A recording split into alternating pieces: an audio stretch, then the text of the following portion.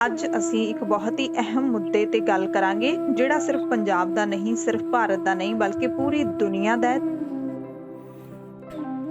ਪੰਜਵੀਂ ਜਾਂ ਛੇਵੀਂ ਔਰਤ ਤੇ ਹਰ 19ਵਾਂ ਬੰਦਾ ਜ਼ਿੰਦਗੀ ਵਿੱਚ ਉਹਨਾਂ ਦੇ ਕਦੇ ਨਾ ਕਦੇ ਇਸ ਤਰੀਕੇ ਦੀ ਭਾਵੇਂ ਘਰ ਦੇ ਇੰਟੀਮੇਟ ਪਾਰਟਨਰ ਨਾਲ ਜਾਂ ਬਾਹਰੋਂ ਇਸ ਤਰੀਕੇ ਦੀ ਹਿੰਸਾ ਦਾ ਤਗੜਾ ਸ਼ਿਕਾਰ ਹੋਇਆ ਹੈ। 3 ਮਿਲੀਅਨ ਬੰਦੇ ਆਉਣ ਵਾਲੇ ਸਮੇਂ ਵਿੱਚ ਵੀ ਰਿਪੋਰਟ ਕਰਨਾ ਸ਼ੁਰੂ ਕਰ ਦੇਣਗੇ। 45 ਤੋਂ 48% ਜ਼ਿੰਦਗੀ ਭਰ ਕੁਸਕਦੀਆਂ ਹੀ ਨਹੀਂ, ਮਾਰ ਖਾਂਦੀਆਂ ਹੀ ਤੁਰ ਜਾਂਦੀਆਂ ਨੇ। ਗੱਲਬਾਤ ਰਾਹੀਂ ਮਸਲਾ ਹੱਲ ਹੋ ਜਾਂਦਾ ਹੈ, ਪਰ ਜਿੱਥੇ ਗੱਲਬਾਤ ਰਾਹੀਂ ਵੀ ਮਸਲਾ ਹੱਲ ਨਹੀਂ ਹੁੰਦਾ, ਉਹ ਵਿਚਾਰੀਆਂ ਸਹਿੰਦੀਆਂ ਰਹਿੰਦੀਆਂ ਨੇ, ਕੁੱਟਮਾਰ ਉਹਨਾਂ ਦੀ ਹੁੰਦੀ ਰਹਿੰਦੀ, ਉਹ ਮਦਦ ਕਿੱਥੋਂ ਲੈ ਸਕਦੀਆਂ ਨੇ? ਕਿਸੇ ਦੋਸਤ ਕੋਲ ਬੈਠੇ, ਯਾਰ ਇਹਨੂੰ ਤਾਂ ਚਾਹ ਵੀ ਬਣਾਉਣੀ ਨਹੀਂ ਆਉਂਦੀ। ਇਹ ਗੱਲ ਸਾਰੀਆਂ ਲੱਗਦੀਆਂ ਨਿੱਕੀਆਂ ਨੇ, ਪਰ ਇਹ ਸਾਰੀਆਂ ਦੀਆਂ ਸਾਰੀਆਂ ਕਾਨੂੰਨ ਦੇ ਤਹਿਤ ਅਬਿਊਜ਼ ਗਿਣੀਆਂ ਜਾ ਚੁੱਕੀਆਂ ਨੇ। ਉਹਨੂੰ ਥੱਪੜ ਮਾਰ ਦੇਣਾ, ਵਾਲ ਪੁੱਟਣੇ, ਚੱਕ ਮਾਰਨਾ, ਉਹਨੂੰ ਜਬਰੀ ਸ਼ਰਾਬ ਪਿਆਉਣ ਦੀ ਕੋਸ਼ਿਸ਼ ਕਰਨੀ ਜਾਂ ਡਰੱਗਸ ਦੇਣ ਦੀ ਕੋਸ਼ਿਸ਼ ਕਰਨੀ ਚੱਲਦੀ ਰਹਿੰਦੀ ਹੈ। ਪਹਿਲਾਂ ਇਹ ਸੀ ਕਿ ਲੋਕ ਅਨਪੜ੍ਹ ਨੇ ਤਾਂ ਕਰਕੇ ਅਜਿਹੀਆਂ ਗੱਲਾਂ ਹੁੰਦੀਆਂ ਨੇ, ਪਰ ਹੁਣ ਤਾਂ ਸਾਰੇ ਹੀ ਪੜ੍ਹਦੇ ਨੇ। ਮੈਨੂੰ ਲੱਗਦਾ ਹੈ ਓਥੈਲੋ ਸਿੰਡਰੋਮ, ਜਿਸਦਾ ਕਿ ਬਹੁਤ ਵੱਡਾ ਰੀਜ਼ਨ ਇਹ ਹੁੰਦਾ ਕਿ ਜੋ ਕਿ ਮਨਦੀਪ ਦੇ ਵਿੱਚ ਵੀ ਇੱਕ ਚੀਜ਼ ਨਜ਼ਰ ਆਈ।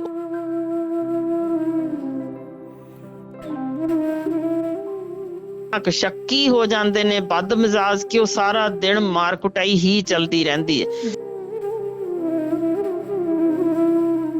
ਲਗਭਗ 45 ਮਿਲੀਅਨ ਬੱਚੇ ਨੇ ਜਿਹੜੇ ਇਹੋ ਜਿਹੇ ਘਰਾਂ ਦੇ ਵਿੱਚੋਂ ਦੀ ਜੋ ਇਸ ਤਰ੍ਹਾਂ ਦੀ ਹਿੰਸਾ ਦੇਖ ਕੇ ਪਲਦੇ ਨੇ, ਜਿਨ੍ਹਾਂ 'ਚ ਕੁੜੀਆਂ ਵੀ ਤੇ ਮੁੰਡੇ ਵੀ ਸ਼ਾਮਲ ਨੇ। ਕਈ ਹੁੰਦਾ ਕਿ ਇੰਨਾ ਕੁ ਅਸਰ ਹੋ ਜਾਂਦਾ ਮਾਵਾਂ ਦੇ ਉੱਤੇ, ਉਹ ਆਪਣੇ ਘਰ ਵਾਲੇ ਤੋਂ ਕੁੱਟ ਖਾਂਦੀਆਂ ਨੇ ਤੇ ਅੱਗੇ ਫਿਰ ਉਹ ਗੁੱਸਾ ਆਪਣੇ ਬੱਚਿਆਂ ਤੇ ਕੱਢਦੀਆਂ ਨੇ। ਇੱਥੇ ਡਬਲ ਹਿੰਸਾ ਹੋ ਜਾਂਦੀ ਹੈ। ਮੰਨਦੇ ਹੋ ਤੁਸੀਂ? ਅਬਿਊਸਿਵ ਪਾਰਟਨਰਸ ਦੀ ਗਿਣਤੀ ਨਾ ਮਿਲੀਅਨਸ ਦੇ ਵਿੱਚ, ਜੇ ਪੰਜਾਬੀਆਂ ਦੀ ਕਹਿ ਦਈਏ, ਮੈਨੂੰ ਲੱਗਦਾ ਇੱਕ ਵੀ ਟੱਬਰ ਨਹੀਂ ਹੋਣਾ ਜਿਹਦੇ 'ਚ ਕਦੇ ਵੀ ਕਿਸੇ ਨੇ ਗਾਲ ਨਾ ਕੱਢੀ ਹੋਈ।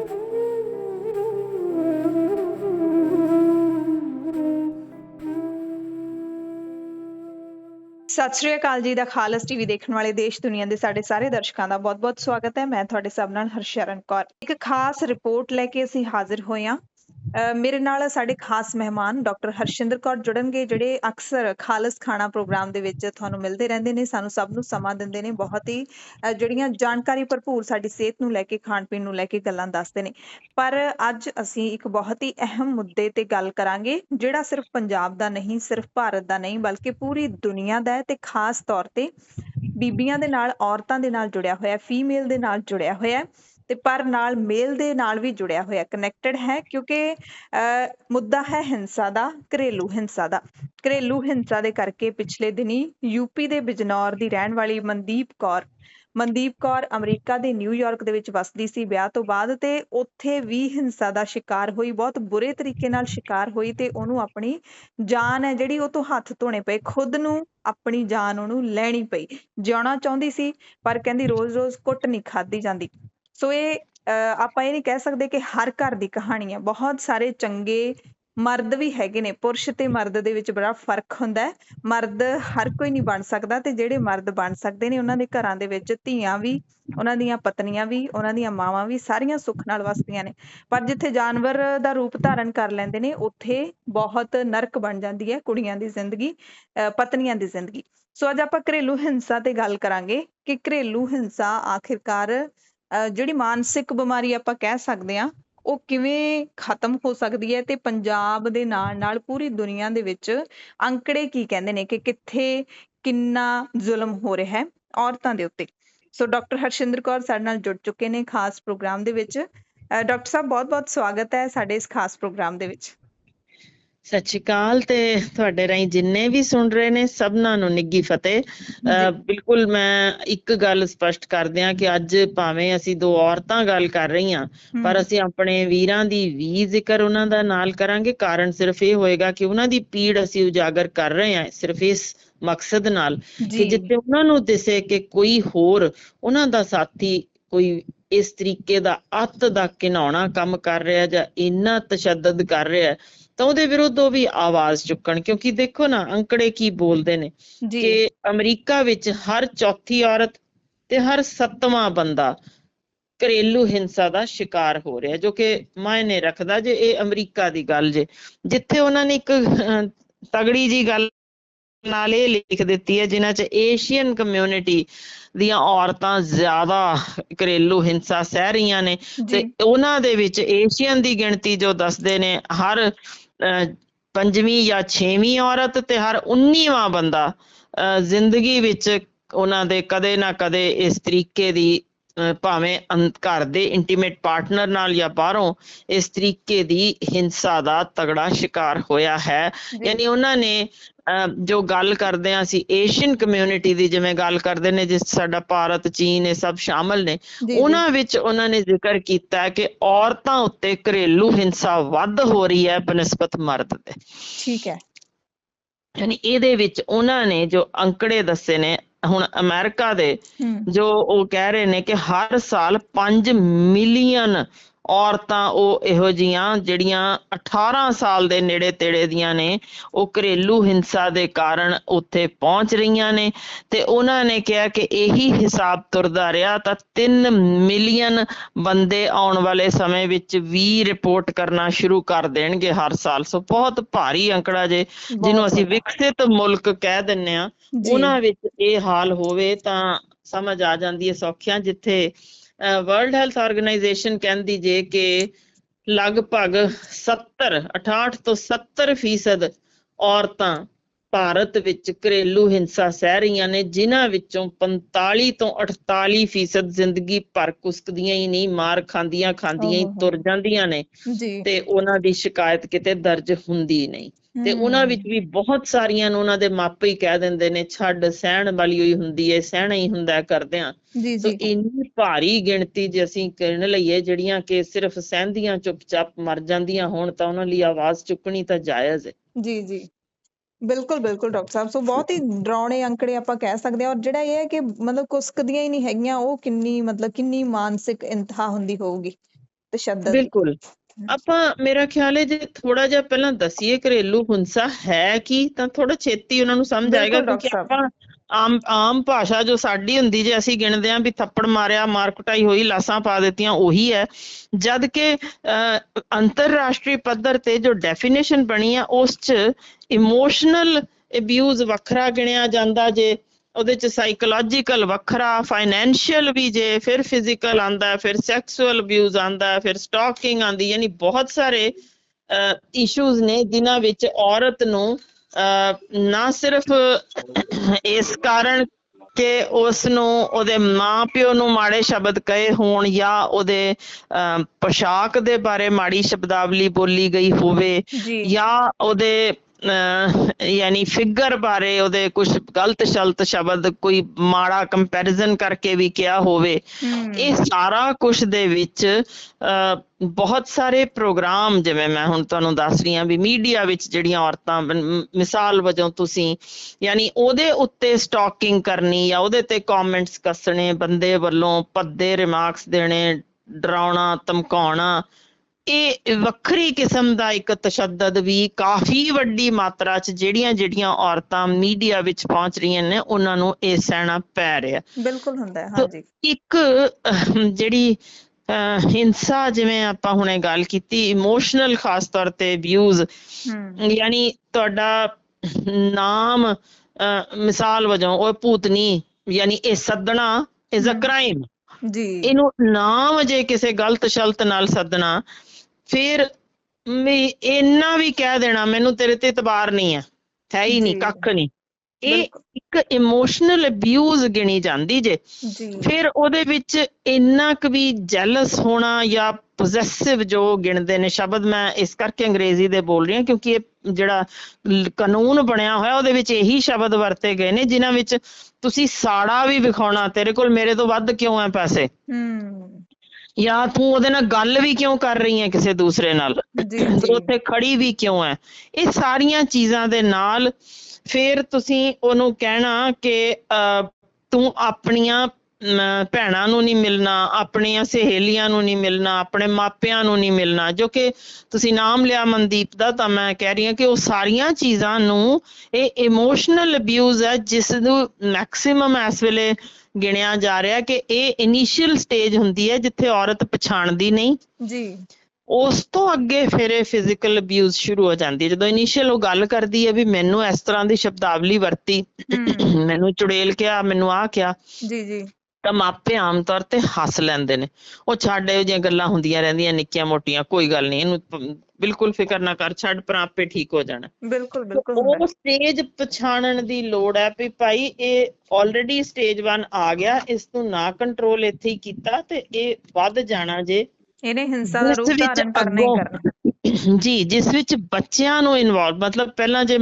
ਔਰਤ ਤੇ ਹੱਥ ਨਹੀਂ ਚੁੱਕਣਾ ਤਾਂ ਬੱਚਿਆਂ ਨੂੰ ਉਹਦੇ ਸਾਹਮਣੇ ਮਾਰ ਕੁਟਾਈ ਕਰਨਾ, ਤੁਹਾਡੇ ਚ ਖੂਨ ਹੀ ਗੰਦਾ ਆ ਗਿਆ, ਤੁਹਾਡੇ ਚ ਇਹ ਆ ਗਿਆ, ਯਾਨੀ ਉਹ ਇੱਕ ਤਰੀਕੇ, ਉਹ ਅਸਲ ਚ ਮਾਂ ਲਈ ਵੀ ਇੱਕ ਇਮੋਸ਼ਨਲ ਅਬਿਊਜ਼ ਹੀ ਹੁੰਦਾ ਵੀ ਮੇਰੇ ਬੱਚੇ ਦੇ ਵਿੱਚ ਮਾੜਾ ਖੂਨ ਮੇਰਾ ਹੀ ਕਿਹਾ ਜਾ ਰਿਹਾ। ਜੀ ਜੀ ਬਿਲਕੁਲ। ਫਿਰ ਦੂਜਾ ਹੁੰਦਾ ਜੇ ਜਿਸ ਚ ਤੁਸੀਂ ਉਹਨੂੰ ਪੈਸੇ ਨਾ ਖਰਚਣ ਦੇਣਾ ਕਿ ਤੇਰੀ ਤਨਖਾਹ ਆਈ ਹੈ ਸਾਰੀ ਮੈਨੂੰ ਫੜਾ ਦੇ।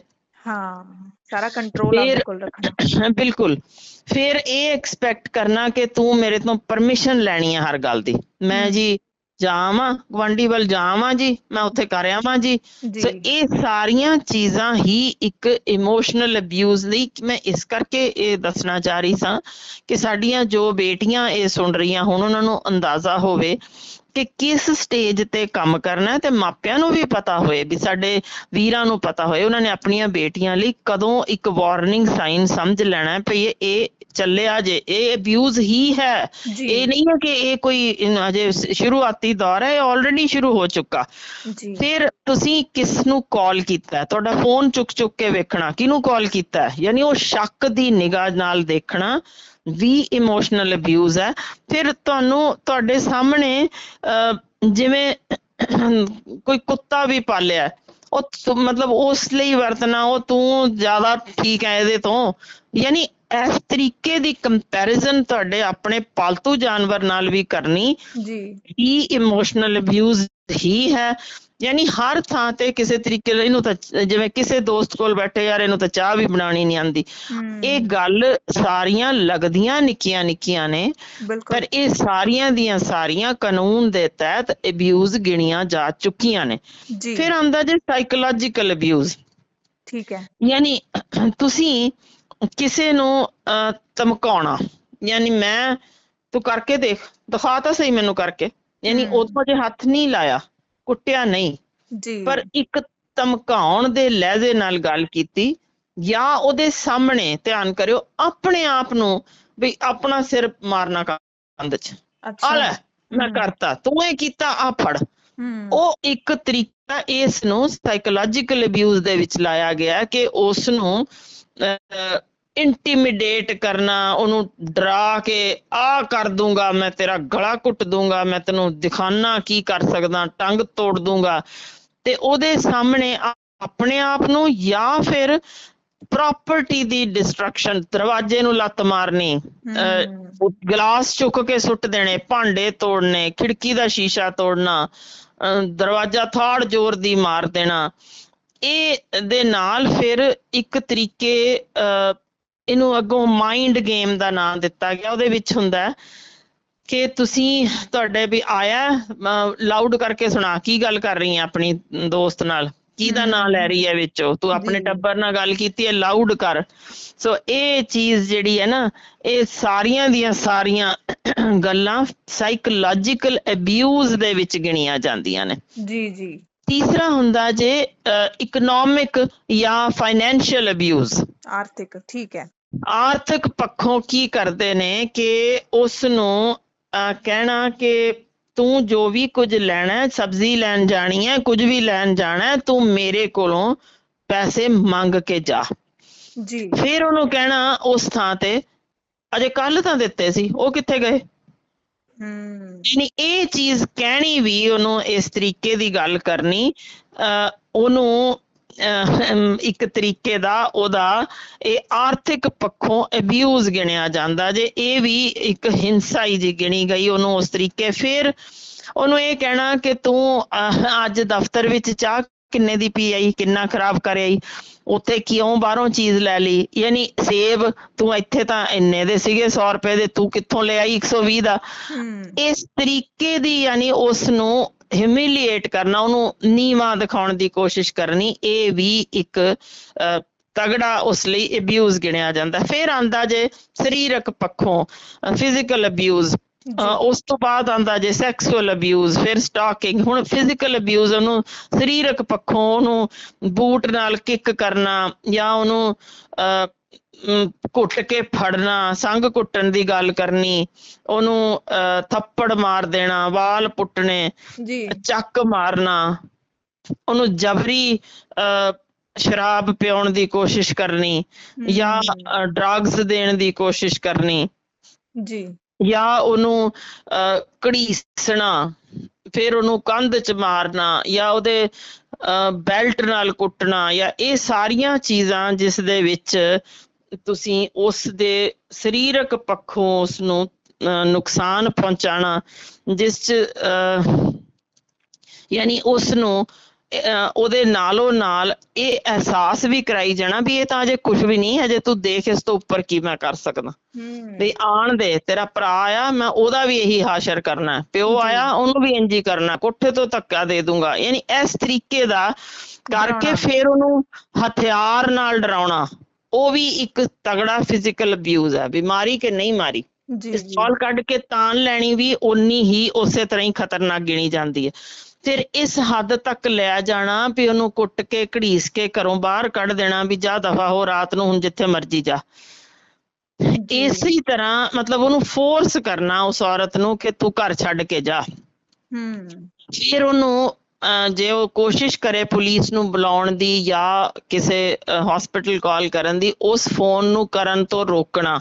ਫਿਰ ਉਹਦੇ ਸਾਹਮਣੇ ਬੱਚਿਆਂ ਨੂੰ ਬੇਹੂਦਗੀ ਨਾਲ ਮਾਰਨਾ। ਯਾਨੀ ਕੁਛ ਤਾਂ ਤੁਸੀਂ ਦੇਖਦੇ ਹੋਗੇ, ਵੀਡੀਓਜ਼ ਵੇਖੀਆਂ ਵੀ ਨਹੀਂ ਜਾਂਦੀਆਂ, ਇੰਨੀ ਭੈੜੇ ਤਰੀਕੇ ਮਾਰਦੇ ਨੇ।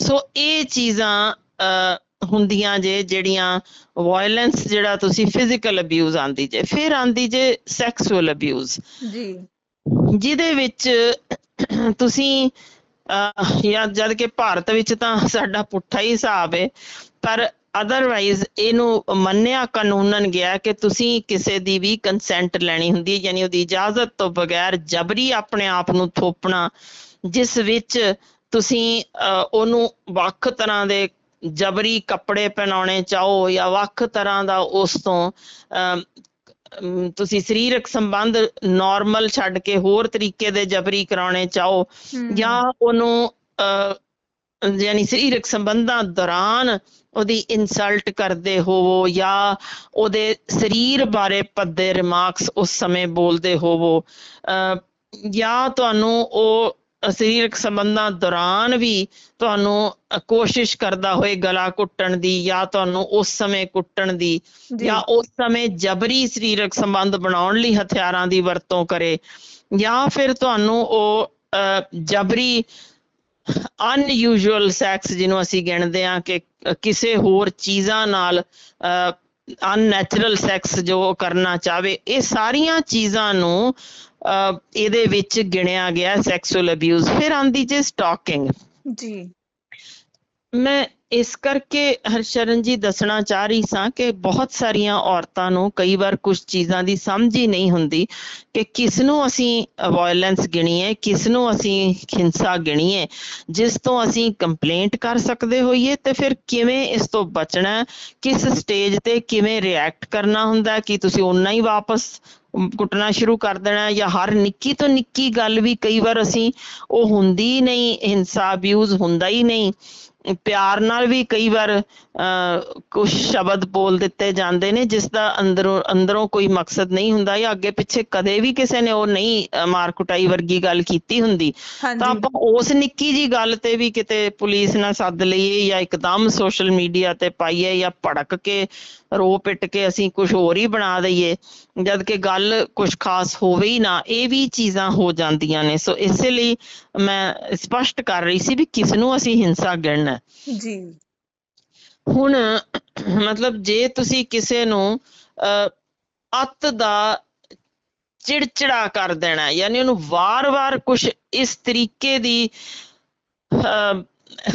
ਸ਼ਬਦਾਵਲੀ ਵਰਤਣੀ ਹੈ ਇੰਨੀ ਜਿਸ ਵਿੱਚ ਕਿ ਔਰਤ ਨੂੰ ਬਲਾਤਕਾਰ ਕਰ ਦੇਣ ਦੀ ਗੱਲ ਜਾਂ ਉਹਨੂੰ ਆਪਣੇ ਸੀਨੀਅਰ ਬੌਸ ਵੱਲੋਂ ਜਾਂ ਦੋਸਤਾਂ ਵੱਲੋਂ ਜਾਂ ਉਸ ਤਰੀਕੇ ਦੀ ਉਹਨੂੰ ਹਰਾਸਮੈਂਟ ਕਰਨੀ ਜਾਂ ਫਿਰ ਆਪਣੇ ਹੀ ਕਿਸੇ ਵੱਲੋਂ ਕਿਸੇ ਨਾ ਜਾਣਦੇ ਪਛਾਣਦੇ ਵੱਲੋਂ ਤੁਸੀਂ ਉਸ ਔਰਤ ਨੂੰ ਫੇਸਬੁੱਕਸ ਤੇ ਜਾਂ ਹੋਰ ਥਾਵਾਂ ਤੇ ਤੁਸੀਂ ਓਪਨਲੀ ਭੰਡਣ ਦੀ ਕੋਸ਼ਿਸ਼ ਕਰਨੀ, ਗਲਤ ਸ਼ਬਦਾਵਲੀ ਵਰਤਣੀ ਤਾਂ ਜਾਂ ਫਿਰ ਕਿਸੇ ਹੋਰ ਮਿਸਾਲ ਵਜੋਂ ਕਿਸੇ ਨੇ ਤੁਹਾਨੂੰ ਕਹਿਣਾ ਤਾਂ ਉਹ ਮੇਰੇ ਥਰੂ ਕਵੇ ਯਾਨੀ ਉਹ ਕਿਸੇ ਹੋਰ ਦੇ ਥਰੂ ਹੈ ਤੁਹਾਡਾ ਹੀ ਬੰਦਾ ਪਰ ਕਿਸੇ ਜਿਸ ਦੇ ਨਾਲ ਉਹ ਉੱਠਦੀ ਬੈਠਦੀ ਹੋਵੇ ਦੋਸਤ ਨਾਲ ਮਿੱਤਰ ਨਾਲ ਕੋਈ ਉਹਦੇ ਰਾਹੀਂ ਵੀ ਗਲਤ ਸ਼ਬਦਾਵਲੀ ਬੋਲਣੀ ਇਹ ਸਾਰਾ ਕੁਛ ਇਸੇ ਤਰ੍ਹਾਂ ਜਾਂ ਫਿਰ ਤੁਸੀਂ ਜਿੱਥੇ ਕੰਮਕਾਰ ਕਰ ਰਹੀ ਹੈ ਉੱਥੇ ਪਿੱਛਾ ਕਰਨਾ ਜਾਂ ਫਿਰ ਕਿਸੇ ਨੂੰ ਲਾ ਦੇਣਾ ਮਗਰ ਵੀ ਆ ਮੇਰੀ ਵਹੁਟੀ ਦੇ ਮਗਰ ਜਾ ਤੇ ਉੱਥੇ ਦੇਖ ਕੇ ਕੀ ਕਰਦੇ ਆ ਨਿਗਾਹ ਰੱਖਣੀ ਸ਼ੁਰੂ ਕਰ ਦੇਣੀ। ਫਿਰ ਉਸ ਤੋਂ ਕੋਈ ਜਾਣ ਬੁੱਝ ਕੇ ਸੁਗਾਤ ਕਿਸੇ ਵੱਲੋਂ ਭਿਜਵਾਣੀ ਯਾਨੀ ਔਰਤ ਜਾਣਦੀ ਵੀ ਨਹੀਂ ਆਪਣੀ ਕਿਸੇ ਵੱਲੋਂ ਜਾਂ ਆਪ ਹੀ ਨਾਮ ਬਦਲ ਕੇ ਸੁਗਾਤ ਮੰਗਵਾ ਲੈਣੀ ਵੀ ਆਹ ਦੇਖੋ ਜੀ ਤੇਰੇ ਨਾਂ ਇਹ ਆ ਗਿਆ ਇਹ ਕਿਹਨੇ ਭੇਜਿਆ ਯਾਨੀ ਉਹ।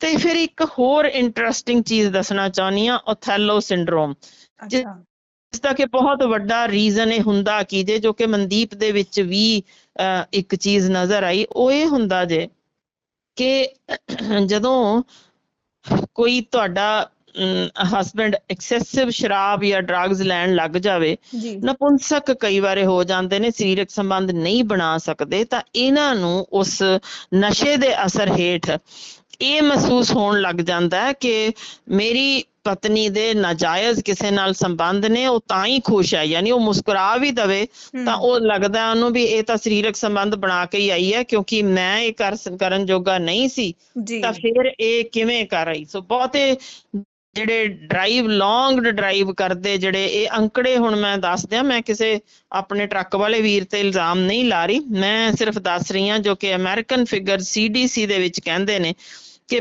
5 ਇਸ ਤਰ੍ਹਾਂ ਦੇ ਮਿਲੀਅਨ ਜੋ ਔਰਤਾਂ ਮੈਂ ਦੱਸਿਆ ਡੋਮੈਸਟਿਕ ਵਾਇਲੈਂਸ ਦੀਆਂ ਪਹੁੰਚੀਆਂ ਸੀ ਉਹਨਾਂ ਦੇ ਵਿੱਚੋਂ ਇਹਦਾ ਜਿਹੜਾ ਓਥੈਲੋ ਸਿੰਡਰੋਮ ਵਾਲੀਆਂ 80% ਸਨ।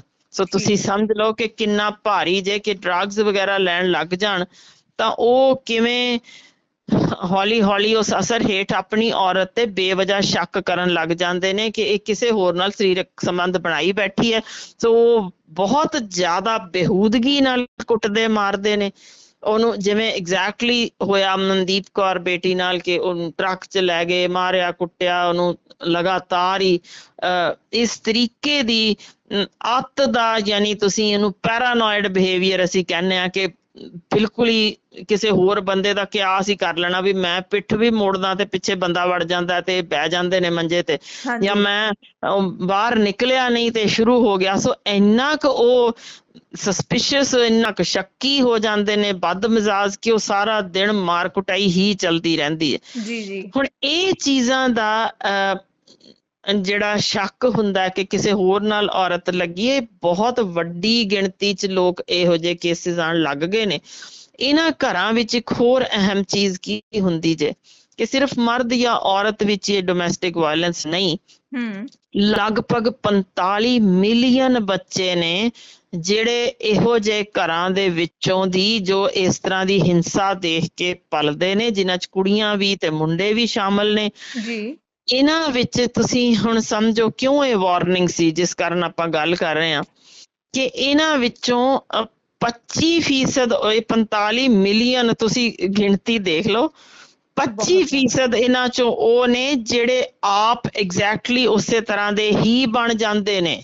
ਜੀ ਹੁਣ ਤੁਸੀਂ ਸਮਝ ਰਹੇ ਹੋ ਵੀ ਅਸੀਂ ਉਹ ਇੰਨੇ ਉਹਨਾਂ ਨੇ 45 ਦੇਖਿਆ ਹੀ ਉਹ ਕੁਝ ਹੁੰਦਾ ਹੈ। ਹਾਂਜੀ ਉਹ 45 ਮਿਲੀਅਨ ਦਾ 1/4 ਹਿੱਸਾ ਆਪ ਵੀ ਡੋਮੈਸਟਿਕ ਵਾਇਲੈਂਸ, ਭਾਵੇਂ ਉਹ ਬੇਟੀ ਹੈ ਭਾਵੇਂ ਬੇਟਾ ਹੈ, ਉਹ ਇਸੇ ਤਰ੍ਹਾਂ ਦੇ ਹੀ ਬਣਨਗੇ ਜੀ ਕਿ ਜੀ ਮੈਂ ਬਹੁਤ ਵਾਧੂ ਮਾਰ ਕੁਟਾਈ ਕਰਨੀ ਹੈ। ਇਹਨਾਂ ਚੋਂ ਖਤਰਨਾਕ ਅੰਕੜੇ ਜੋ ਮੈਂ ਦੱਸਣ ਲੱਗੀ ਹਾਂ, ਇਹਨਾਂ ਚੋਂ ਹੀ 18% ਨੇ ਜਿਹੜੇ ਲੱਭੇ ਗਏ ਕਿ ਜਿਹੜੇ ਸੀਰੀਅਲ ਰੇਪਿਸਟ ਬਣ ਜਾਂਦੇ ਨੇ ਮੁੰਡੇ, ਜਾਂ ਸੀਰੀਅਲ ਕਿਲਰਸ ਬਣ ਜਾਂਦੇ ਨੇ, ਜਿਹੜੇ ਡਰੱਗਸ ਵਾਲੇ ਪਾਸੇ ਜਾਂਦੇ ਨੇ, ਜਿਹੜੇ ਇਹ ਗੈਂਗਸਟਰ ਬਣਦੇ ਨੇ। ਇਹ ਸਾਰੇ ਦੇ ਸਾਰਿਆਂ ਦੀ ਹਿਸਟਰੀ ਜਦੋਂ ਲੈਣ ਜੀ ਲੱਗੋ, ਇਹ ਚੀਜ਼ ਉਹਨਾਂ ਨੇ ਆਪਣੀ ਲਾਈਫ 'ਚ ਵੇਖੀ ਹੁੰਦੀ। ਜੇ ਤੁਸੀਂ ਸਮਝ ਲਓ ਕਿ ਸਮਾਜ ਕਿਹੋ ਜਿਹਾ ਅਸੀਂ ਅੱਗੋਂ ਆਉਣ ਵਾਲੇ ਸਮੇਂ 'ਚ ਤਿਆਰ ਕਰ ਰਹੇ ਹਾਂ, ਜਦੋਂ ਅਸੀਂ ਕਹਿੰਦੇ ਹਾਂ ਜੀ ਗੈਂਗਸਟਰ ਵੱਧ ਰਹੇ ਨੇ ਜੀ, ਬਿਲਕੁਲ ਡਰੱਗਸ ਵੱਧ ਰਹੀਆਂ ਨੇ, ਤੇ ਭੁੱਲ ਹੀ ਜਾਂਦੇ ਹਾਂ ਕਿ ਅਸੀਂ ਵੀ ਘਰ 'ਚ ਘਰੇਲੂ ਹਿੰਸਾ ਕਰ ਰਹੇ ਸਾਂ, ਇਹ ਨਤੀਜੇ ਇਹੀ ਅਸੀਂ ਭੁਗਤਨੇ ਨੇ। ਤੇ ਡਾਕਟਰ ਸਾਹਿਬ ਮੇਰੇ ਮਨ 'ਚ ਇਹੀ ਵਾਰੀ-ਵਾਰੀ ਸਵਾਲ ਆਈ ਜਾਂਦਾ ਸੀ ਵੀ ਇਹ ਜਿਹੜੀ ਹਿੰਸਾ ਹੈਗੀ ਇਹਦਾ ਸ਼ਿਕਾਰ ਕੱਲੀਆਂ ਕੁੜੀਆਂ ਹੀ ਹੁੰਦੀਆਂ ਨੇ ਜਾਂ ਫਿਰ ਮੁੰਡੇ ਵੀ ਹੁੰਦੇ ਨੇ? ਕਿਉਂਕਿ ਕਈ ਹੁੰਦਾ ਹੈ ਕਿ ਇੰਨਾ ਕੁ ਅਸਰ ਹੋ ਜਾਂਦਾ ਹੈ ਮਾਵਾਂ ਦੇ ਉੱਤੇ, ਉਹ ਆਪਣੇ ਘਰ ਵਾਲੇ ਤੋਂ ਕੁੱਟ ਖਾਂਦੀਆਂ ਨੇ ਤੇ ਅੱਗੇ ਫਿਰ ਉਹ ਗੁੱਸਾ ਆਪਣੇ ਬੱਚਿਆਂ ਤੇ ਕੱਢਦੀਆਂ ਨੇ, ਇੱਥੇ ਡਬਲ ਹਿੰਸਾ ਹੋ ਜਾਂਦੀ ਹੈ। ਮੰਨਦੇ ਹੋ ਤੁਸੀਂ? ਦੇਖੋ ਦੋਨੋਂ ਜਿਵੇਂ ਮੈਂ ਦੱਸਿਆ ਸੀ ਕਿ ਜਿਹੜੇ ਵੀ ਪਤੀ ਆਪਣੀਆਂ ਪਤਨੀਆਂ ਨੂੰ ਕੁੱਟਦੇ ਨੇ, ਉਹਨਾਂ ਦੇ ਵਿੱਚੋਂ 85 ਤੋਂ ਵੱਧ ਫੀਸਦ ਬੱਚਿਆਂ ਨਾਲ ਵੀ ਉਸੇ ਤਰ੍ਹਾਂ ਦਾ ਹੀ ਵਿਹਾਰ ਕਰਦੇ ਨੇ। ਇਹਨਾਂ ਦੇ ਬੱਚੇ ਮਾਨਸਿਕ ਰੋਗੀ ਬਣ ਜਾਂਦੇ ਨੇ, ਕੁਝ ਬਹੁਤ ਸੀਵੀਅਰ ਡਿਪਰੈਸ਼ਨ 'ਚ ਚਲੇ ਜਾਂਦੇ ਨੇ, ਕੁਝ ਘਰੋਂ ਭੱਜ ਜਾਂਦੇ ਨੇ, ਕੁਝ ਚਿੜਚਿੜੇ, ਜ਼ਿੱਦੀ, ਲੜਾਕੇ, ਹਥਿਆਰਾਂ ਨੂੰ ਪਸੰਦ ਕਰਨਾ, ਪਜਾਮੀ ਗਿੱਲੀ ਕਰਨ ਲੱਗ ਜਾਣੀ, ਇਕੱਲੇ ਰਹਿਣ ਲੱਗ ਜਾਣਾ, ਯਾਨੀ ਰਾਤ ਨੂੰ ਪਿਸ਼ਾਬ ਕਰਨਾ, ਦੋਸਤ ਮਿੱਤਰ ਟੁੱਟ ਜਾਣੇ, ਇਹੋ ਜਿਹੀਆਂ ਚੀਜ਼ਾਂ ਇਹਨਾਂ ਬੱਚਿਆਂ ਵਿੱਚ।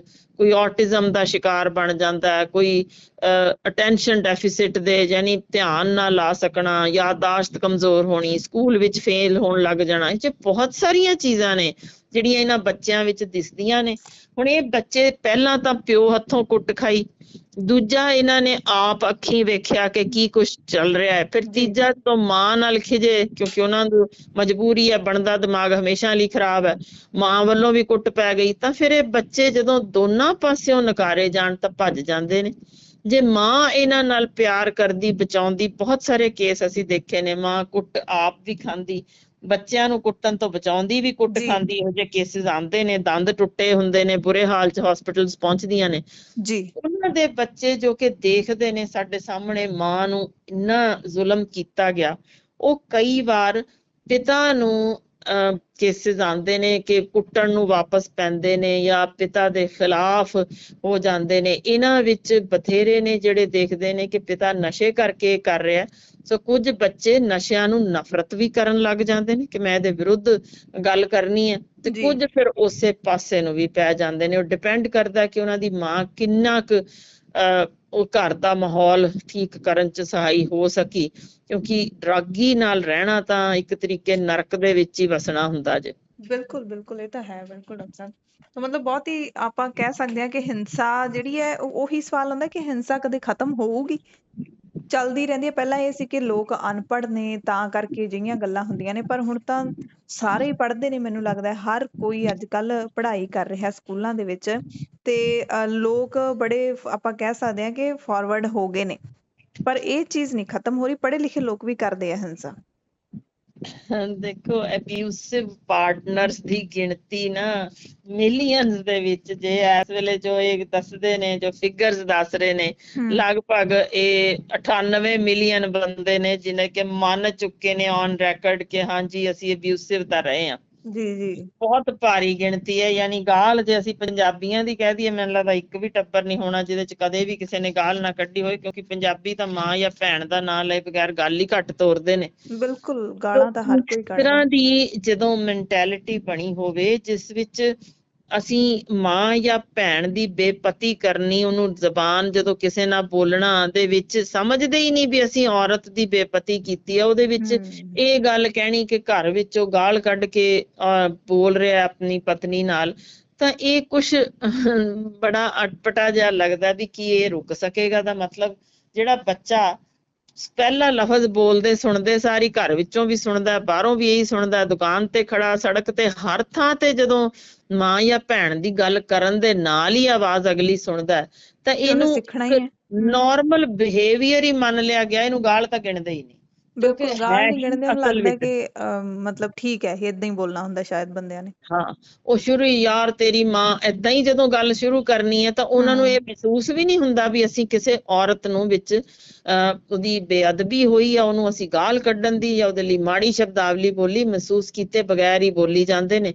ਐਂਡ ਇਹ ਇੱਕ ਇੰਟਰਸਟਿੰਗ ਚੀਜ਼ ਹੋਈ ਸੀ, ਇੱਕ ਨਾਮ ਨਹੀਂ ਲੈਂਦੀ ਪਰ ਇੱਕ ਬੜੀ ਮੰਨੀ ਪਰਮੰਨੀ ਪੰਜਾਬੀ ਦੀ ਜੋ ਅਖਬਾਰ ਦੇ ਉਹਨਾਂ ਦੇ YouTube ਦੇ ਵਿੱਚ ਇਸ ਤਰੀਕੇ ਦੀ ਉਹਨਾਂ ਨੇ ਗੱਲ ਜੋ YouTube ਤੇ ਚੜੀ, ਵਾਕਈ ਉਹਨਾਂ ਨੇ ਕਿਹਾ ਜੀ ਆ ਮੈਂ ਗੱਲ ਕਰਨ ਲੱਗਾ ਜਰਾ ਕੁ ਗਿਣਿਓ ਗਾਲਾਂ। 3 ਮਿੰਟ ਦੀ ਉਹ ਵੀਡੀਓ ਚੜੀ ਹੋਈ ਜੇ, ਜੋ ਜਿੱਥੇ ਵੀ ਜਿਹੜੇ ਗਰੁੱਪ 'ਚ ਖੜੇ ਹੁੰਦੇ ਨੇ ਉਹ ਹਰ ਲਾਈਨ ਵਿੱਚ ਹਰ ਬੰਦਾ, ਕੀ ਛੋਟਾ ਬੱਚਾ, ਕੀ ਜਵਾਨ, ਕੀ ਬਜ਼ੁਰਗ, ਇੰਨੀਆਂ ਕੁ ਗਾਲਾਂ ਸੀ ਕਿ ਉਹ ਸਾਰੀ ਵੀਡੀਓ ਉਹਨਾਂ ਨੇ ਕਿਹਾ ਟੂ ਫਿਰ ਲਾਈਨ ਟੂ ਫਿਰ ਲਾਈਨ, ਯਾਨੀ ਉਹ ਗਿਣਾ ਰਿਹਾ ਸੀ ਵੀ 3 ਮਿੰਟ ਦੀ ਵੀਡੀਓ ਵਿੱਚ ਆ ਭਾਈ ਸਾਹਿਬ ਸੁਣ ਸਕਦੇ ਹੋ, 80 ਤਾਂ ਮੈਂ ਹੀ ਸੁਣ ਲਿਆ ਗਾਲਾਂ, ਹੁਣ ਤੁਸੀਂ ਸੁਣ ਲਓ ਜੀ। ਇਹ ਹਾਲ ਵਿੱਚ ਜਦੋਂ ਸਾਡੀ ਬੋਲਚਾਲ ਦੇ ਵਿੱਚ ਇਸ ਤਰੀਕੇ ਦੀ ਤਬਦੀਲੀ ਹੋਵੇ ਤਾਂ ਤੁਸੀਂ ਸਮਝ ਸਕਦੇ ਹੋ ਕਿ ਕਿੱਥੋਂ ਠੀਕ ਕਰਨ ਦੀ ਲੋੜ ਹੈ। ਸੋ ਪਹਿਲੀ ਤਾਂ ਘਰਾਂ ਦੇ ਅੰਦਰ ਠੀਕ ਹੋਏਗਾ, ਫਿਰ ਗੱਲ ਕਰਾਂਗੇ ਅਸੀਂ ਬਾਹਰਲੀ, ਜਿੱਥੇ ਸਕੂਲਾਂ ਦੇ ਵਿੱਚ, ਫਿਰ ਅੱਗੋਂ ਕਾਲਜਿਸ ਵਿੱਚ, ਯੂਨੀਵਰਸਿਟੀਜ਼ ਵਿੱਚ, ਇਹ ਸਾਰੇ ਥਾਵਾਂ ਤੇ ਫਿਰ ਬਹੁਤ ਅਹਿਮ ਜੇ ਸਾਡੇ ਗੀਤ ਸੰਗੀਤ ਵਿੱਚ ਕਿਸ ਤਰੀਕੇ ਦੀ ਔਰਤ ਨੂੰ ਅਸੀਂ ਉਹਨੂੰ ਸਾਹਮਣੇ ਉਜਾਗਰ ਕਰਕੇ ਲਿਆ ਰਹੇ ਹਾਂ, ਕਿ ਕੀ ਅਸੀਂ ਉਹਨੂੰ ਉਹਦੇ ਜਿਸਮ ਦੇ ਮਾਪ ਲਈ ਜਾਂ ਉਹਨੂੰ ਉਹਦੀ ਤੌਰ ਤੇ ਉਹਦੀਆਂ ਯਾਨੀ ਹਰ ਉਹਦੇ ਅੰਗ ਦੇ ਬਾਰੇ ਕੁਛ ਨਾ ਕੁਛ ਬੋਲਦਾ ਲੱਚਰਪੁਣਾ ਜਿਹੜਾ ਅਸੀਂ ਦਿਖਾਉਣਾ ਕਿ ਤੇਰੀ ਤੂੰ ਜੁੱਤੀ ਮੰਗ ਰਹੀ ਹੈ ਜਾਂ ਤੂੰ ਪਰਾਂਦੀ ਮੰਗਣ ਲਈ ਗਿੜਗਿੜਾ ਮੇਰੇ ਕੋਲ, ਇਹੋ ਜਿਹੀ ਜੋ ਅਲੱਗ-ਅਲੱਗ ਚੀਜ਼ ਅਸੀਂ ਸਾਹਮਣੇ ਪੇਸ਼ ਕਰ ਰਹੇ ਹਾਂ, ਇਹ ਔਰਤ ਨੂੰ ਹੋਰ ਨੀਵਾਂ ਦਿਖਾਉਣ ਦੀ ਗੱਲ ਹੀ ਹੁੰਦੀ ਹੈ। ਇਹਦੇ ਵਿੱਚ ਪ੍ਰੋਟੈਕਸ਼ਨ ਬਾਰੇ ਜਿਵੇਂ ਜੋ ਗੱਲਾਂ ਕਹੀਆਂ ਜਾਂਦੀਆਂ ਨੇ ਕਿ ਜਦੋਂ ਪਹਿਲੀ ਤੁਹਾਨੂੰ ਵਾਰਨਿੰਗ ਮਿਲ ਗਈ ਕਿ ਇਸ ਤਰੀਕੇ ਦਾ ਇੱਕ ਅੱਧ ਨਹੀਂ, ਕਿ ਇੱਕ ਤਾਂ ਹੁੰਦਾ ਦਾ ਜੀ ਤਕੀਆ ਕਲਾਮ ਹੀ ਹੈ ਜੀ, ਉਹਨੇ ਬੋਲਣਾ ਹੀ ਇੰਝ ਹੈ ਤੇਰੀ ਮਾਂ ਕਰਕੇ ਤੇ ਫੇਰ ਹੀ ਕਹਿਣਾ ਦਹੀਂ ਜਰਾ ਕਾਫੀ ਵਧੀਆ ਜਿਹੀ, ਤਾਂ ਉਹਦਾ ਜੇ ਤਕੀਆ ਕਲਾਮ ਇੰਝ ਹੈ ਤਾਂ ਉਹਨੂੰ ਪਿਆਰ ਤੇ ਮੁਹੱਬਤ ਨਾਲ ਹੌਲੀ ਹੌਲੀ ਤਬਦੀਲ, ਕਿਉਂਕਿ ਉਹਦੀ ਆਦਤ ਪੱਕ ਚੁੱਕੀ, ਜਿਸ ਬੰਦੇ ਦੀ 30 ਸਾਲ ਉਹਨੇ ਉਂਝ ਹੀ ਬੋਲਿਆ, ਤਾਂ ਉਹ ਹੌਲੀ ਹੌਲੀ ਇਹਦੇ ਚ ਡਾਕਟਰ ਸਾਹਿਬ ਮੈਨੂੰ ਲੱਗਦਾ ਵੀ ਔਰਤਾਂ ਵੀ ਕਿਤੇ ਨਾ ਕਿਤੇ ਜ਼ਿੰਮੇਦਾਰ ਨੇ, ਕਿਉਂਕਿ ਉਹ ਐਕਸੈਪਟ ਕਰ ਲੈਂਦੀਆਂ ਨੇ ਵੀ ਸ਼ਾਇਦ ਆਈ ਬੋਲਣਾ ਇਹਨਾਂ ਨੇ। ਬਹੁਤ ਕੇਸਿਸ ਦੇ ਵਿੱਚ ਮੈਂ ਦੇਖਿਆ ਉਹ ਤਾਰੀਫ ਵੀ ਕਰ ਰਹੀਆਂ ਹੁੰਦੀਆਂ ਨੇ ਆਪਦੇ ਘਰ ਵਾਲੇ ਦੀ ਤੇ ਨਾਲ ਡਿਫੈਂਡ ਵੀ ਕਰਦੀਆਂ ਨੇ ਕਿ ਹੋਰ ਕੋਈ ਗੱਲ ਨਹੀਂ ਹੈਗੀ, ਬਸ ਗਾਲ ਕੱਢਣ ਦੀ ਆਦਤ ਹੈ ਉਹਨਾਂ, ਉਹ ਮਤਲਬ ਇੱਕ ਨਾਰਮਲ ਚੀਜ਼ ਬਣਾ ਲੈਂਦੀਆਂ ਤੇ ਫਿਰ ਬੰਦੇ ਨੂੰ ਸ਼ਹਿ ਮਿਲਦੀ ਜਾਂਦੀ ਹੈ। ਬਿਲਕੁਲ ਇਹੀ ਤੁਹਾਨੂੰ ਮੈਂ ਦੱਸ ਰਹੀ ਹਾਂ ਕਿ ਉਸ ਚੀਜ਼ ਨੂੰ ਤੁਹਾਨੂੰ ਉਹਨੂੰ ਇੱਕ ਵਾਰ ਟੋਕਣਾ ਹੀ ਪਵੇਗਾ ਕਿ ਇਸ ਤਰ੍ਹਾਂ ਦੀ ਜੇ ਮੈਂ ਸ਼ਬਦਾਵਲੀ ਵਾਪਸ ਬੋਲਾਂ ਤੁਹਾਨੂੰ ਚੰਗਾ ਨਹੀਂ ਲੱਗੇਗਾ। ਸੋ ਆਪਾਂ ਘਰ ਵਿੱਚ ਸ਼ਾਲੀਨਤਾ ਨਾਲ ਇੱਕ ਦੂਜੇ ਨੂੰ ਵਧੀਆ ਨਾਮ ਨਾਲ ਬੁਲਾ ਲਈਏ ਤਾਂ ਉਹ ਬਹੁਤ ਚੰਗਾ ਹੈ। ਉਹਨੂੰ ਤਬਦੀਲੀ ਕਰਨ ਲਈ ਮੈਂ ਆਪ ਇੱਕ ਗਵਾਹ, ਇੱਕ ਟੱਬਰ ਚ ਇਸੇ ਤਰੀਕੇ ਜਦੋਂ ਇੰਜੀ ਬੁਲਾਣਾ ਸੀ ਤਾਂ ਉਹਨਾਂ ਨੂੰ ਹੌਲੀ ਹੌਲੀ ਮੈਂ ਕਿਹਾ ਉਹ ਨਾ ਹੀ ਇੱਕ ਜਣਾ ਤੁਸੀਂ ਰੋਜ਼ ਸੱਦ ਲਿਆ ਕਰੋ, ਤੁਸੀਂ ਹਨੀ ਸੱਦ ਲਿਆ ਕਰੋ, ਇੱਕ ਦੂਜੇ ਨੇ ਇਹ ਨਾਮ ਬੁਲਾਓ, ਸ਼ਾਇਦ ਪਹਿਲਾਂ ਮਾਂ ਜਾਂ ਧੀ ਦਾ ਨਾਮ ਆਉਣਾ ਬੰਦ ਹੋ ਜਾਏਗਾ। ਉਹ ਮੈਂ ਵੇਖਿਆ ਕਿ ਹੌਲੀ ਹੌਲੀ ਉਹਨਾਂ ਨੇ ਜਦੋਂ ਇਹੀ ਨਾਂ ਸੱਦਣੇ ਸ਼ੁਰੂ ਕੀਤੇ ਤਾਂ ਉਹ ਪਹਿਲਾ ਸ਼ਬਦ ਜਿਹੜਾ ਮਾੜਾ ਸੀ ਉਹ ਬੋਲਣਾ ਹਟ ਗਏ ਸਨ। ਸੋ ਇਹ ਚੀਜ਼ ਅਸੀਂ ਆਦਤ ਹੀ ਹੁੰਦੀ ਜੇ ਜਿਹਨੂੰ ਤਬਦੀਲ ਕਰਨਾ ਚਾਹੀਦਾ, ਪਹਿਲੀ ਗੱਲ। ਨਾਲੇ ਇਹ ਹੁੰਦਾ ਵੀ ਕੋਈ ਵੀ ਆਦਤ ਅਸੀਂ ਬਦਲਣੀ ਹੈ ਤਾਂ ਪਹਿਲਾਂ ਉਹ ਮਨ ਦੇ ਵਿੱਚ ਧਾਰਨ ਕਰਨਾ ਪਊ ਕਿ ਮੈਂ ਬਦਲਣਾ, ਤਾਂ ਬੰਦਾ ਬਦਲ ਲੈਂਦਾ, ਕੋਈ ਵੱਡੀ ਗੱਲ ਨਹੀਂ। ਬਿਲਕੁਲ। ਦੂਸਰੀ ਚੀਜ਼ ਹੁੰਦੀ ਜੇ ਕਿ ਤੁਸੀਂ ਇੱਕ ਵਾਰ ਦੀ ਦੇਖੋ, ਦੋ ਭਾਂਡੇ ਕਿਤੇ ਹੋਣ ਖੜਕਦਾ ਹੀ ਹੈ, ਜ਼ਰੂਰ ਖੜਕਦੇ ਨੇ। ਸੋ ਇਹ ਆਪਾਂ ਹਰ ਨਿੱਕੀ ਤੋਂ ਨਿੱਕੀ ਗੱਲ ਲਈ ਵੀ ਇੱਕਦਮ ਮਾਂ ਪਿਓ ਤੱਕ ਪਹੁੰਚਣਾ, ਭਰਾ ਨੂੰ ਕਹਿਣਾ ਜਾਂ ਚੀਕਾਂ ਮਾਰਨੀਆਂ, ਫਿਰ ਯਾਨੀ ਉਹਨਾਂ ਨੂੰ ਉਕਸਾਉਣਾ ਤੇ ਅੱਗੋਂ ਕਿਹਾ ਜਾਣਾ ਭਰਾ ਵੱਲੋਂ ਪਰਵਾਹ ਨਾ ਕਰ ਮੈਂ ਆਇਆ ਗੰਡਾਸਾ ਲੈ ਕੇ ਹੁਣੇ ਦੇਖਦਾ। ਇਹ ਨਿੱਕੀਆਂ ਮੋਟੀਆਂ ਚੀਜ਼ਾਂ ਜਿਹੜੀਆਂ ਇਹਨਾਂ ਨੂੰ ਅਣਗੌਲਿਆਂ, ਨਿੱਕੀਆਂ ਮੋਟੀਆਂ ਜਿਹੜੇ ਹੁੰਦੇ ਆ ਉਹ ਅਣਗੌਲੇ ਕਰਨਾ ਚਾਹੀਦੇ ਆ। ਯਾਨੀ ਕੋਈ ਦਫ਼ਤਰੋਂ ਥੱਕਿਆ ਆਇਆ, ਉਧਰੋਂ ਪਤਨੀ ਵੀ ਕੰਮ ਤੋਂ ਨਿਕਲ ਕੇ ਵਾਪਸ ਆਈ, ਦੋਨੋਂ ਥੱਕੇ ਹੋਏ ਨੇ, ਚਾਹ ਦਈ, ਮੈਂ ਨੌਕਰਾਂ ਤੇਰੀ ਚਾਹ ਦੇਵਾਂ, ਤੂੰ ਬਣਾ ਲੈ ਖਾ, ਅੱਜ ਮੈਂ ਕਰਦੇ ਆ। ਯਾਨੀ ਇੰਨੀ ਕੁ ਨਿੱਕੀ ਗੱਲ ਤੋਂ ਵੀ ਜੇ ਦੋ ਸ਼ਬਦ ਹੋਰ ਵੱਧ ਹੋ ਜਾਣ ਤੇ ਉਹ ਫਿਰ ਉਹਦਾ ਤੁਸੀਂ ਸਮਝ ਹੀ ਸਕਦੇ ਹੋ ਕਿ ਦੋਨੋਂ ਅੰਡਰ ਸਟ੍ਰੈਸ ਆਏ, ਥਕਾਵਟ ਵੀ ਸੀ, ਬੋਲ ਲਿਆ, ਤਾਂ ਇਹ ਵਕਤੀ ਚੀਜ਼ ਹੁੰਦੀ ਜੇ ਜੋ ਠੀਕ ਹੋ ਜਾਂਦੀ ਹੈ। ਉਹਨੂੰ ਤੁਸੀਂ ਵੱਡਾ ਕਰਨ ਦੀ ਲੋੜ ਨਹੀਂ ਹੁੰਦੀ। ਇਹਨੂੰ ਅਬਿਊਜ਼ ਗਿਣ ਕੇ ਤੇ ਉਹਨੂੰ ਯਾਨੀ ਬਤੰਗੜ ਨਾ ਗੱਲ ਦਾ ਬਣਾਇਆ ਜਾਵੇ। ਜੀ ਸੋ ਤੇ ਇਹਦਾ ਮਤਲਬ ਡਾਕਟਰ ਸਾਹਿਬ ਇਹ ਕੀ ਮਤਲਬ ਜਿਹੜੀਆਂ ਤੁਸੀਂ ਇੱਕ ਤਾਂ ਕਹਿੰਦੇ ਹੋ ਕਿ ਗੱਲਬਾਤ ਰਾਹੀਂ ਮਸਲਾ ਹੱਲ ਹੋ ਜਾਂਦਾ ਹੈ, ਪਰ ਜਿੱਥੇ ਗੱਲਬਾਤ ਰਾਹੀਂ ਵੀ ਮਸਲਾ ਹੱਲ ਨਹੀਂ ਹੁੰਦਾ, ਉਹ ਵਿਚਾਰੀਆਂ ਸਹਿੰਦੀਆਂ ਰਹਿੰਦੀਆਂ ਨੇ, ਕੁੱਟਮਾਰ ਉਹਨਾਂ ਦੀ ਹੁੰਦੀ ਰਹਿੰਦੀ, ਉਹ ਮਦਦ ਕਿੱਥੋਂ ਲੈ ਸਕਦੀਆਂ ਨੇ?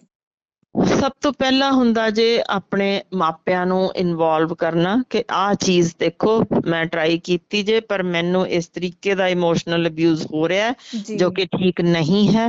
ਸੋ ਪਹਿਲਾਂ ਤਾਂ ਜੋ ਸਿੰਪਲ ਸਿਸਟਮ ਹੁੰਦਾ ਕਿ ਦੋਨੋਂ ਪਾਸਿਆਂ ਦੇ ਮਾਪੇ ਆਪਸ ਵਿੱਚ ਬੈਠਣ, ਇਹ ਰਾਦਰ ਕਿ ਉਹ ਭੜਕਦੇ ਰਹਿਣ, ਸਗੋਂ ਇੱਕ ਦੂਜਿਆਂ ਦੇ ਇਹ ਸਪੋਰਟ ਚਾਹਣ ਕਿ ਹਾਂਜੀ ਉਹ ਵੀ ਇੱਕ ਧੀ ਹੈ ਸਾਡੇ ਘਰ ਚ ਆਈ ਤੇ ਇਹ ਵੀ ਸਾਡਾ ਪੁੱਤਰ ਨੂੰ ਜਿੱਥੇ ਲੋੜ ਜਿਸ ਨੂੰ ਵੀ ਦਿਖੇ ਕਿ ਉਹਦੇ ਵਿੱਚ ਅਸੀਂ ਉਹਨਾਂ ਨੂੰ ਸਮਝਾਈਏ ਨਹੀਂ ਕਰਨਾ। ਯਾਨੀ ਇਹ ਨਾ ਹੋਵੇ ਕਿ ਕੁੜੀ ਵਾਲੇ ਸਿਰਫ ਹੀ ਕੁੜੀ ਨੂੰ ਕਰੇ ਜਾਣ ਤੇ ਮੁੰਡੇ ਵਾਲੇ ਸਿਰਫ ਮੁੰਡੇ ਨੂੰ ਲਈ ਜਾਣ ਵੀ ਇਹ ਠੀਕ ਹੀ ਹੈ। ਇਹ ਚੀਜ਼ ਕਰਨ ਦੀ ਥਾਂ ਤੇ ਦੋਨਾਂ ਦਾ ਯਾਨੀ ਸੁਲਝਾਉਣ ਦੀ ਕੋਸ਼ਿਸ਼ ਕਰਨ ਕਿ ਇਹ ਚੀਜ਼ ਇਹ ਸ਼ਬਦਾਵਲੀ ਨਹੀਂ ਹੋਣੀ ਚਾਹੀਦੀ। ਸੋ ਉਹ ਇੱਕ ਪਹਿਲੀ ਸਟੈਪ ਹੁੰਦੀ ਹੈ। ਤਾਂ ਹੀ ਅਸੀਂ ਕਹਿੰਦੇ ਸੀ ਕਿ ਜਿੱਥੇ ਪਹਿਲਾਂ ਟੱਬਰ ਸਾਂਝੇ ਹੁੰਦੇ ਸੀ ਨਾ ਉੱਥੇ ਇਹੋ ਜਿਹੀਆਂ ਗੱਲਾਂ ਨਹੀਂ ਸੀ ਵਾਪਰਦੀਆਂ। ਅੱਖ ਦੀ ਸ਼ਰਮ ਹੁੰਦੀ ਸੀ, ਵੱਡਿਆਂ ਦੀ ਸ਼ਰਮ ਹੁੰਦੀ ਸੀ ਕਿ ਇਹ ਚੀਜ਼ ਤੇ ਸਾਨੂੰ ਟੋਕਿਆ ਜਾਊਗਾ, ਝਿੜਕਿਆ ਜਾਊਗਾ। ਸੋ ਇਹ ਚੀਜ਼ਾਂ ਉਦੋਂ ਘੱਟ ਹੁੰਦੀਆਂ ਸਨ।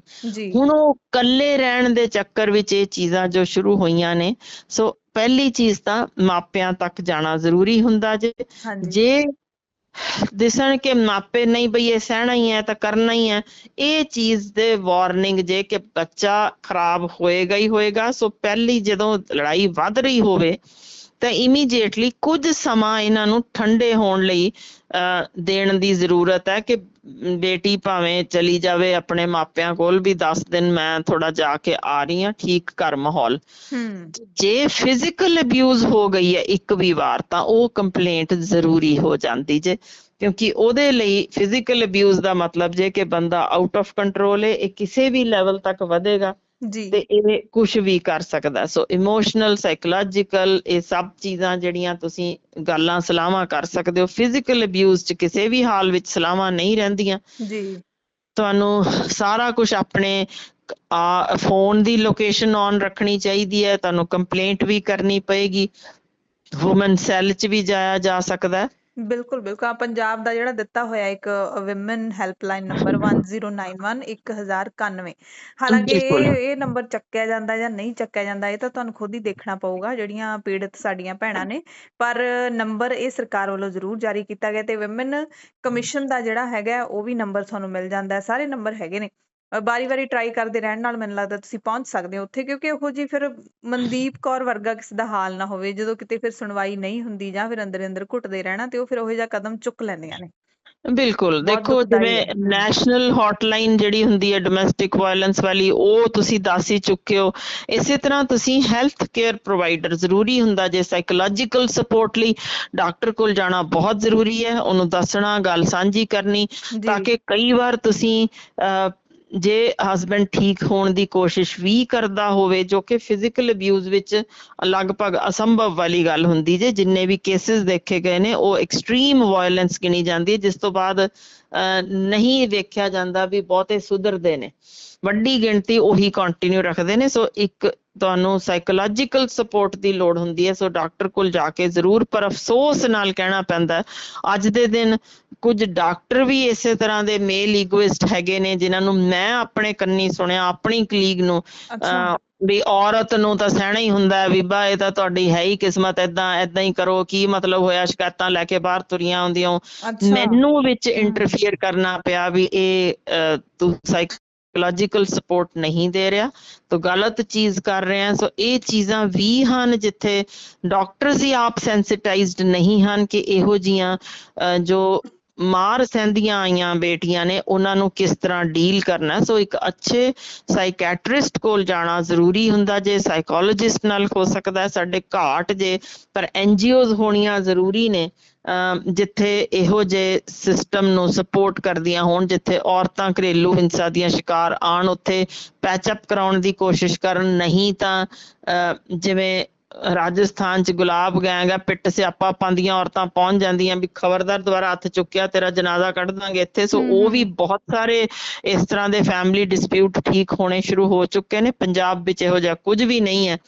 ਸੋ ਇਹ ਚੀਜ਼ਾਂ ਉਸ ਤੋਂ ਬਾਅਦ ਕਿਉਂਕਿ ਕਾਉਂਸਲਿੰਗ ਨਾ ਹੋਏ ਤਾਂ ਬਹੁਤ ਸਾਰੀਆਂ ਬੇਟੀਆਂ ਜਿਨ੍ਹਾਂ ਨੂੰ ਪਤਾ ਹੀ ਨਹੀਂ ਲੱਗਦਾ ਵੀ ਮਾਪੇ ਤਾਂ ਕਹੀ ਜਾ ਰਹੇ ਆ ਵਸਣਾ ਹੀ ਆ ਉੱਥੋਂ ਆਣਾ ਹੀ ਨਹੀਂ, ਪੁਲਿਸ ਕੰਪਲੇਂਟ ਤੋਂ ਵੀ ਕਹਿਤਾ ਵਾਪਸ ਲੈ ਲੈ ਕੋਈ ਨਾ ਸੁਧਰ ਜਾਏਗਾ, ਤਾਂ ਫਿਰ ਸਾਰੀਆਂ ਇਹ ਮਨਦੀਪ ਕੌਰ ਦਾ ਰਾਹ ਹੀ ਅਖਤਿਆਰ ਕਰਨਗੀਆਂ ਕਿ ਮੈਨੂੰ ਹੁਣ ਕਿਸੇ ਪਾਸਿਓਂ ਸਪੋਰਟ ਨਹੀਂ, ਮੈਂ ਤਾਂ ਹੁਣ ਜੀਣ ਦਾ ਛੱਡ ਹੀ ਦਿੰਨੀ ਆ। ਜੀ ਸੋ ਇਸ ਥਾਂ ਤੇ ਜ਼ਰੂਰੀ ਜੇ ਕਿ ਤੁਸੀਂ ਕੰਪਲੇਂਟ ਵੀ ਕਰੋ, ਕੋਰਟ 'ਚ ਵੀ ਜਾਣਾ, ਤੇ ਆਪਣੇ ਪੇਰੈਂਟਲ ਸਪੋਰਟ ਜੋ ਕਿ ਸਾਡੇ ਮਨਫੀ ਹੈ, ਇਹ ਦਿਮਾਗ ਚੋਂ ਕੱਢ ਦਿਓ ਕਿ ਬੱਚੀ ਦੀ ਲਾਸ਼ ਹੀ ਨਿਕਲਣੀ ਆ, ਉੱਥੋਂ ਕਫਨ ਹੀ ਆਉਣਾ ਚਾਹੀਦਾ ਚੜ ਕੇ, ਬਿਲਕੁਲ ਨਹੀਂ।